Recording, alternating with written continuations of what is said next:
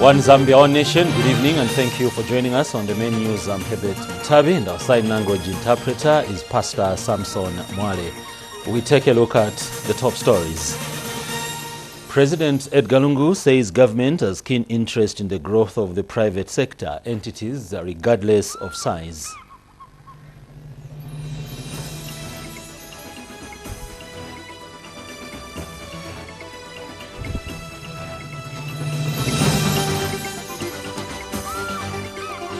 Former Bank of Zambia Governor Caleb Fundanga has called for the removal of the barriers to trade if the country is to grow its economy.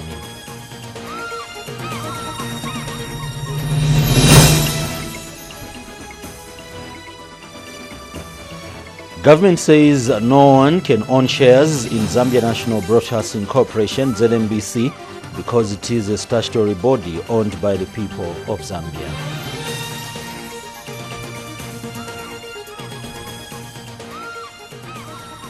And Minister of General Education David Mabumba has clarified that the grade 9 examinations have not been cancelled but postponed to a later date.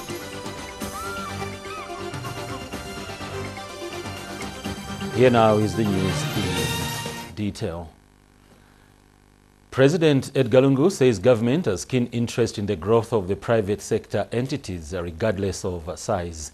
Speaking during the 25th anniversary of the Jewel of Africa, President Lungu says this is why government is pushing forward the policy of value addition across sectors to spur growth. President Lungu has also implored Zambians to appreciate and embrace the country's wealth that comes from natural resources like gemstones. At the same function, Minister of Commerce Christopher Yaluma says government is impressed with Jewel of Africa. And Minister of Mines Richard Musukwa says government is keen to resolve issues that are affecting the growth of small-scale mining. Meanwhile, Jewel of Africa Managing Director Rajneesh Sharma called on government to consider reviewing some policies to attract more Zambians in the sector. Alright, so the diamonds represent the flash, the mist, and the different color blues is the depth of the water. Took 3 months to create. 3 months? 3 months. With this whole proof of provenance project where from now on we need the world to know that the Zambians, the Zambia saying it is the chromium that gives it the highest value. It is the chromium that gives ruby an even. And Mr. Banda, Amon Banda, you saw him cutting, he's the one who cut this. They needed proof that it was cut in Zambia. By Dr. Shand, right here. I'm available.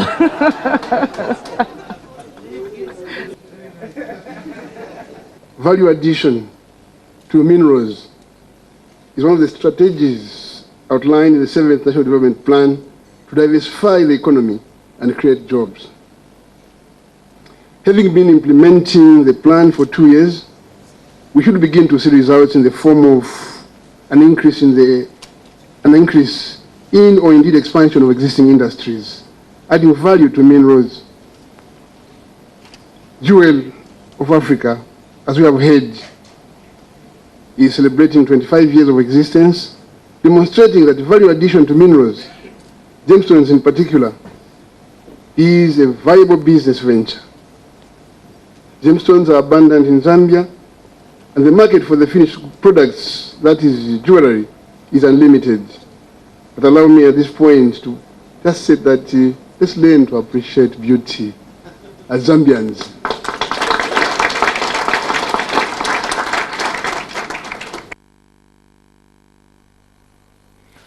And President Lungu has appointed Katereka Lumba as team leader of the SADC Electoral Observer Mission to Madagascar's general elections set for November 7th to December 19th, 2018. Dr. Kalumba is a former minister in the MMD administration of Second Republican President Frederick Chiluba. State House spokesperson Amos Chanda has told journalists in Osaka that the head of state has also received reports from opposition leader Haivi Hamududu, who was sent as team leader for the parliamentary overseer mission in the Kingdom of Eswatini. Mr. Hamududu said he was proud to represent Zambia. He has also received the report from the former Chief Justice, Matthew Ngulube, who was deployed as SADC Observer Mission Oversight Mechanism to the Kingdom of Lesotho to oversee the political process after that country's elections. Mr. Chanda says President Lungu will continue picking from the pool of exceptional talent of Zambia, regardless of religious or political affiliation. The diary items regarding the President's position as chairperson of the SADC organ, the Troika organ on defense and security. He deployed Honorable Hamududu to the parliamentary observation mission in the Eswatini, the former Swaziland, as you know. The President has received a report from Honorable Hamududu, briefing him on the proceedings of the parliamentary elections that took place in Eswatini.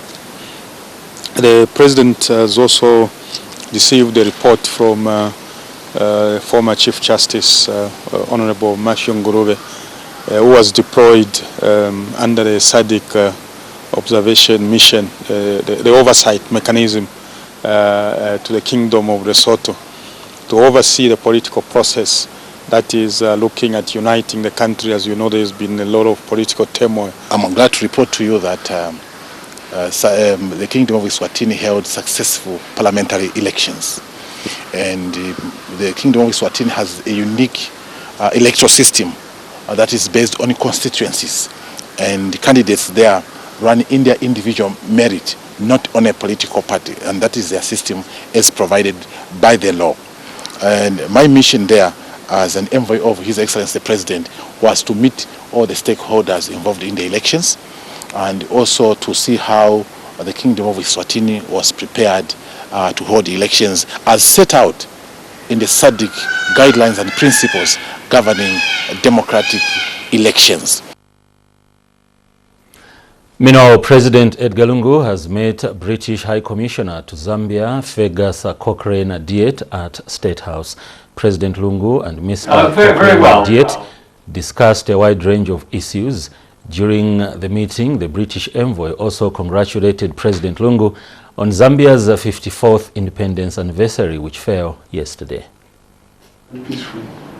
And there was a message from the Queen, which received some prominence. I wanted to say that I went to Buckingham Palace a couple of months ago to have an audience with Her Majesty, we had a good discussion. But she asked me to pass on her regards to you. Thank you. We were also talking about the first president. She's very interested. Yes, she's still around. Yeah. She is 1 year younger than him.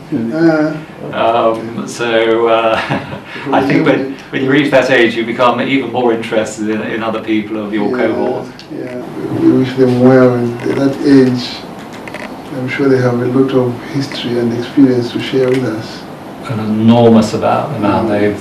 That's certainly for us one of the advantages of our system with the Queen, because prime ministers come and go, but the Queen has decades. Vice President Inongewina says agriculture development and food security in the southern region is at greater risk due to natural and human disasters. Mrs. Wina says countries in the region are experiencing the impact of climate change and its related risks, hence the need to use scientific knowledge and evidence on how to manage climate change and agriculture risks.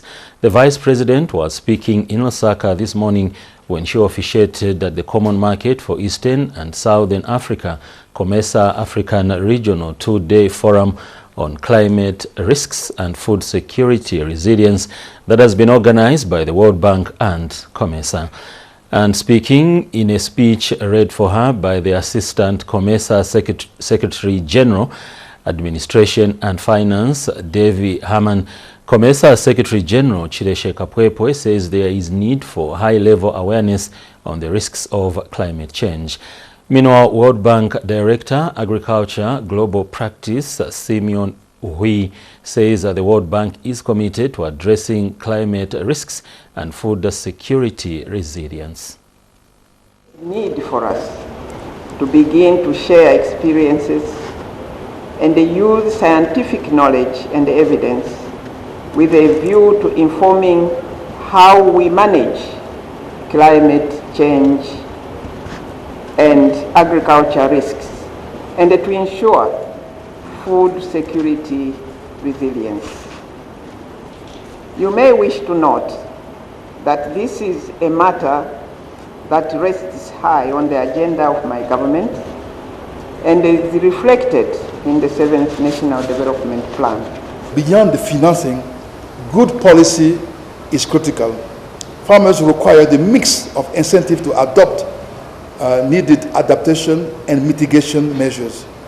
Here it's worth highlighting that currently, globally, some $600 billion support program for agriculture across the world is being used, including price support measures and input subsidies, often provide perverse incentives. This needs to change. We need to better, more systematically think on how to redirect this support program to better climate outcomes. There is ample scientific evidence that unless mankind urgently takes steps to restore the balance and equilibrium, life will never be the same again for all of us. Just like I mentioned, I heard on the radio that the water is getting warmer and warmer, but we are suffering from all these risks of the climate change. Minister of Livestock and Fisheries, Kampamba Mulenga, says Zambia is producing in excess of 500 metric tons of honey per year. Ms. Mulenga says Zambia recently signed a Memorandum of Understanding MOU with China to supply organic honey to that country. Speaking on arrival in India, the minister said that she is in the Asian subcontinent to attend the International Agro Trade and Technology Fair. And Zambia's High Commissioner to India, Judith Kapijimpanga, says India has a lot to offer in terms of markets, mechanization, as well as research and development. Opening up markets for our farmers. I can give an example. Just a month and a half ago, we signed finally an MOU with China for the export of organic honey. We are able to say, look, we have a market in India where we're just not getting things from India, but we're also able to take things into India. As you know, we are clearly outlined, putting our country on the world map. Honorable Minister, we are really glad that you are here, and I want to emphasize that in terms of agriculture and even PPP, which you are talking about, India is the way to go, and we are glad that you are here. Minister of Finance Margaret Manakatwe says government has continued taking measures that will form a basis for facilitating discussions with the International Monetary Fund (IMF) on the possibility of an IMF-supported program. Mrs. Manakatwe says engagement between government and the IMF has continued through staff visits, with one upcoming in the first week of November 2018. She noted that government continues its engagement with other multilateral organizations such as the African Development Bank and the World Bank in their support to private sector development. And Mrs. Manakatwe says government is committed to enhancing economic governance through prudent financial management. She noted that no public funds, whether donor or government, will be allowed to be misused. The minister also said government is in full control of its debt and is addressing vulnerabilities of its debt profile through taking several measures that include the reduction of non-concessional financing and renegotiating of some loans on its portfolio. This is according to a statement released to ZNBC through the Public Relations Officer, Chireshe Kandeta. The annual rate of inflation for the month of October has increased to 8.3% from 7.9% recorded in September 2018.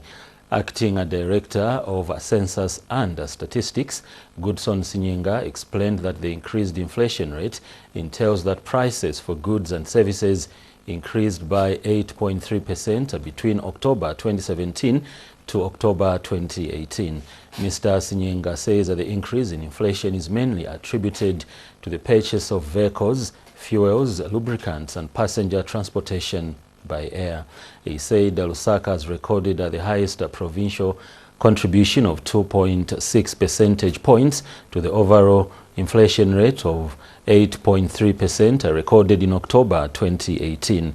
Mr. Sinyenga further noted that the price movements in Lusaka province had the greatest influence on the overall annual rate of inflation. He also disclosed that the Copperbelt province had the second highest at 1.5%, while Lopula and northwestern provinces had the lowest at 0.3%. He said this at a media briefing on the CSO monthly bulletin in Lusaka. Former Bank of Zambia Governor Caleb Fundanga has called for the removal of the barriers to trade if the country is to grow its economy. Speaking during the Intra-African Trade Fair Sensitization Conference in Osaka, Dr. Fundanga, who is the ambassador for Intra-Africa Trade Fair, says Zambia has a lot of materials that can be exported to improve the flow of foreign currencies in the country. And Ministry of Commerce senior economist Kelvin Kamayoyo said that the ministry will ensure that business firms participate in the forthcoming Intra-Africa Trade Fair. Meanwhile, Zambia Development Agency ZDA Acting Director for Exports Development, Obi Banda, said that the agency stands ready to facilitate the exports of locally produced commodities to promote the export business. Promotes export business is an effort which must be embraced because it will ensure that you can produce more. Once your export industries grow, you can provide more jobs, and therefore you can have higher incomes and therefore better the quality of life of your people. Now, the current intra-African trade stands at a mere 15%, if not less in some years. And this compares very unfavorably when you look at, for instance, intra-European trade, which, according to the figures provided by the Africa Export and the Import Bank, stood at 59%. The Intra-African Trade Fair particularly focuses on the African continent, but you find that within the trade fair, you won't just be looking at the host, Egypt, for instance. There will be a number of companies or countries that will participate. So we're actually looking at opportunities from all countries within the region. The trade fair itself, it's one of the key elements or policy measures that the ministry uses as a way of promoting trade. Therefore, it's one of our mandates under the thematic area of trade promotion. There's a trade fair, there's an exhibitions or expos, as you may wish to classify them. And we also hear from the national perspective, we hear of the shows. Therefore, the ministry both participates in domestic exhibitions and also international exhibitions. This is ZNBC TV1 main news. We take our first commercial break. We'll be right back with more news. We continue with the news. The High Court has thrown out the case in which Ron Member of Parliament Chishimba Kambwili challenged his expulsion from the PF. The case was thrown out on technicality. This position has been confirmed by Mr. Kambwili's lawyer, Christopher Mundia. Mr. Mundia has further told ZNBC News that his client has since appealed to the Court of Appeals. The Court of Appeal will now determine whether the appeal is worth to be heard by the Supreme Court. Dr. Kambwili has dragged the PF to court where he challenged his expulsion from the party. He has maintained that the expulsion is unconstitutional and violates the rules of natural justice. Government says no one can own shares in Zambia National Broadcasting Corporation, ZNBC, because it is a statutory body owned by the people of Zambia. Minister of Information and Broadcasting Services, Dora Siria, has told Parliament in a ministerial statement that ZNBC and Star Times of China in 2016 formed Topstar in order to achieve the digital migration target. Ms. Siria says ZNBC saw it fit to work with Star Times because of its experience in digital television transmission. She said the government on its own could only manage to provide digital television along the line of rail and has since called on Zambians to be careful with politicians who are peddling lies for political expedience. Any change of shareholding in that institution would have to be by this house. So it's not possible that any other institution can have shares in ZNBC, because ZNBC belongs 100% to the people of Zambia. ZNBC as an institution can pursue business interests and acquire shares in other interests, but nobody can acquire shares in ZNBC because it was created through an act of Parliament and under 1454 of the laws of Zambia. So unless we in this house decided to change that status, it is not possible that anyone else can have shares in ZNBC. Topstar has finished distributing village satellite televisions in all the 500 villages in Zambia. Topstar Vice President Cliff Sichone also says an estimated 10,000 households will benefit from free decoders. Mr. Sichone has told ZNBC that the feedback from the project, which was launched early this year, is excellent. The access to satellite TV for 10,000 African villages is done as part of the Chinese aid to African governments. By the President in June of 2018, we've now distributed to all the 500 villages, meaning now 10,000 households have access to Village TV project, including a host of public viewing areas that are schools or hospitals and clinics where we've installed free TVs and projector TVs. And most people are already accessing the free television services. What people should realize is that Parliament TV and ZNBC TV is free. So for as long as we've delivered those kits to those households or public areas, they receive these two channels absolutely for free. First Lady Esther Lungu says she is overwhelmed by the reception in Burundi. Mrs. Lungu has thanked the First Lady of Burundi, Denise Nkurunziza, for receiving her delegation well. She was speaking last night at a dinner hosted for her and other international guests who are attending the first edition of the International Women Leaders Conference in Bujumbura. Chansamayani reports.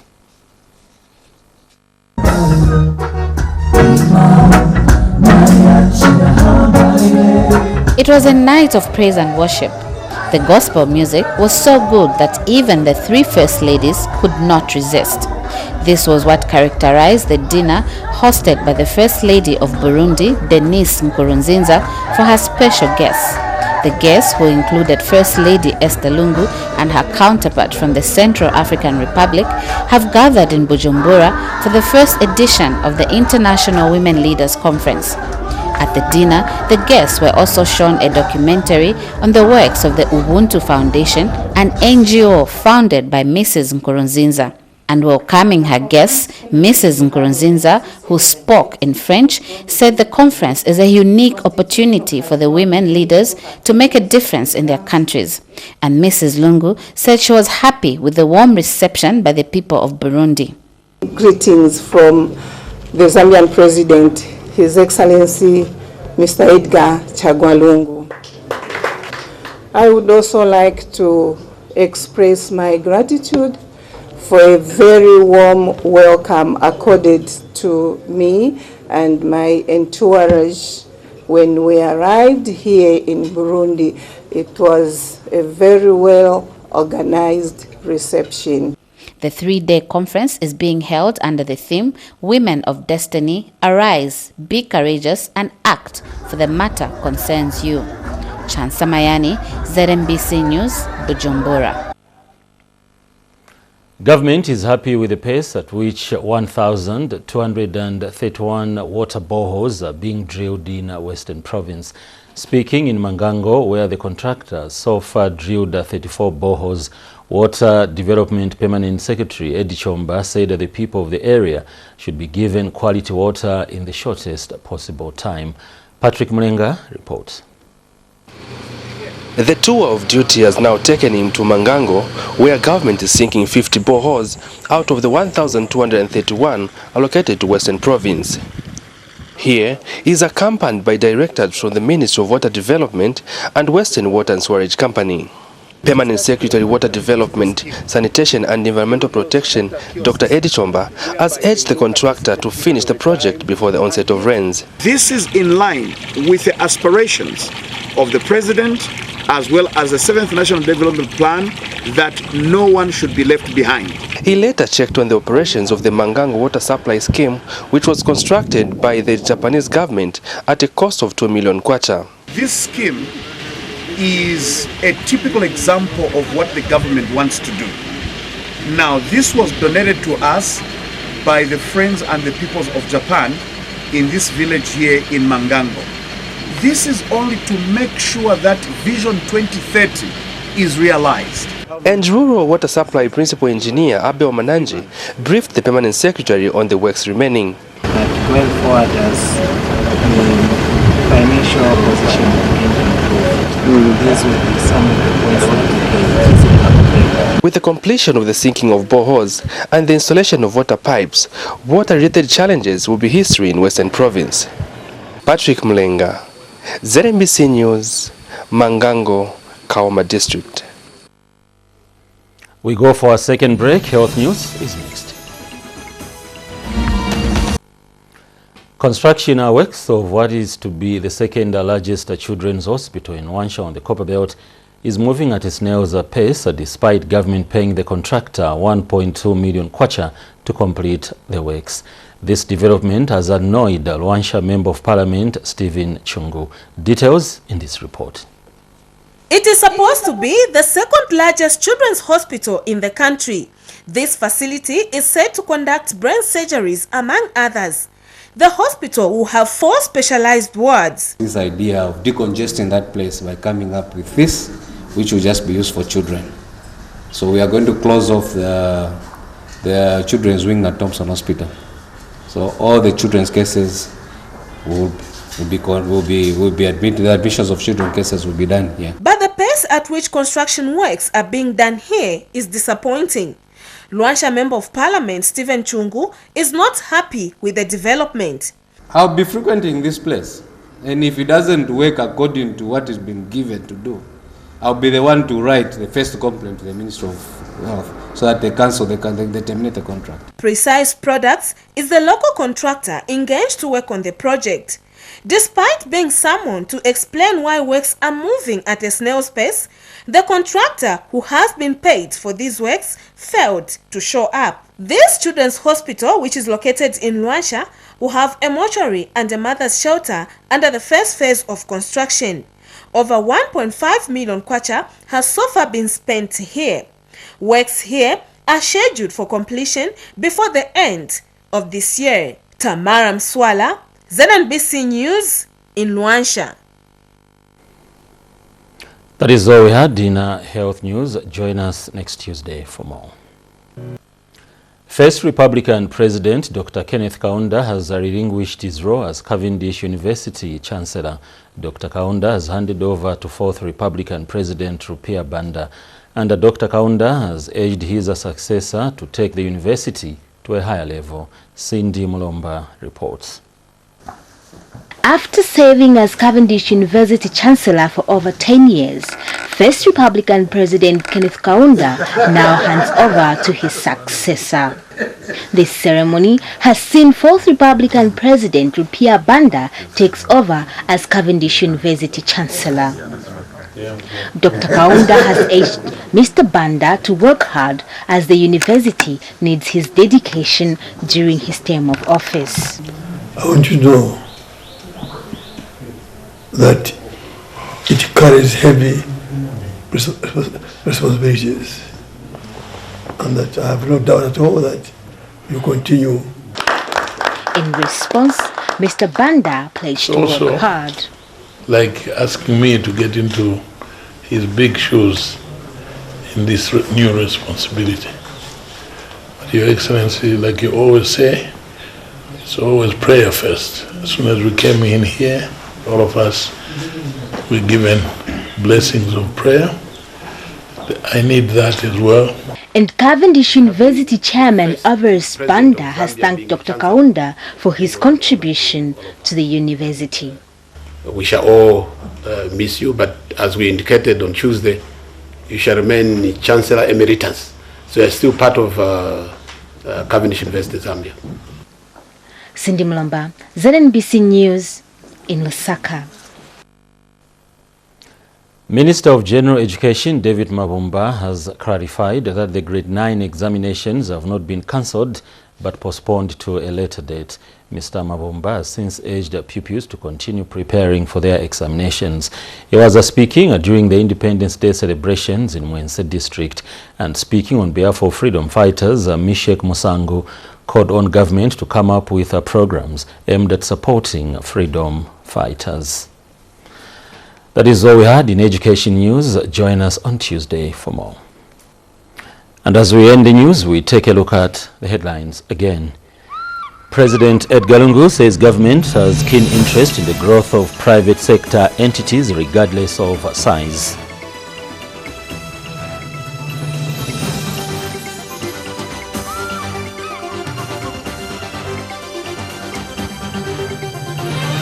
Former Bank of Zambia Governor Caleb Fundanga has called for the removal of the barriers to trade if the country is to grow its economy.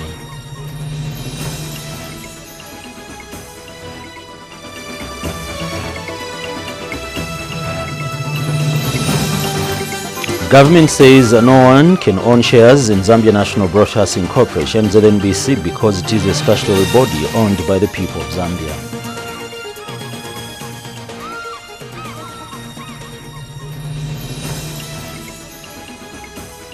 And Minister of General Education David Mabumba has clarified that the grade 9 examinations have not been cancelled but postponed to a later date.